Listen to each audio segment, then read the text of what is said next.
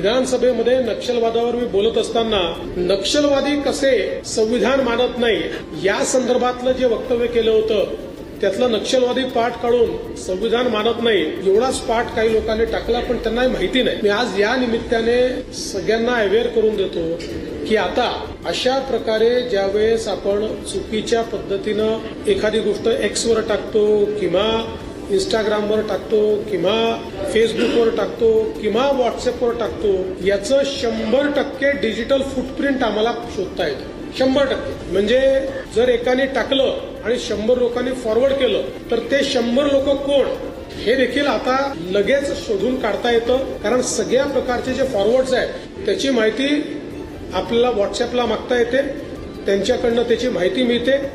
आणि म्हणून माझी तर सर्वांना हात जोडून विनंती आहे, कारण या गुन्ह्यामध्ये नुसता गुन्हा करणाराच गुन्हेगार नाहीये, तर अशा प्रकारच्या खोट्या गोष्टी फॉरवर्ड करणारे आपल्याकडे अनेकांना समजते आलं की कर फॉरवर्ड, असं नाहीये. तेही विचारपूर्वक केलं पाहिजे, कारण ते फॉरवर्ड केल्याबरोबर सहगुन्हेगार आपण होतो. अशा प्रकारच्या खोट्या गोष्टी या लोकांनी फॉरवर्ड करू नये, अशा प्रकारची विनंती या निमित्ताने मी करतो.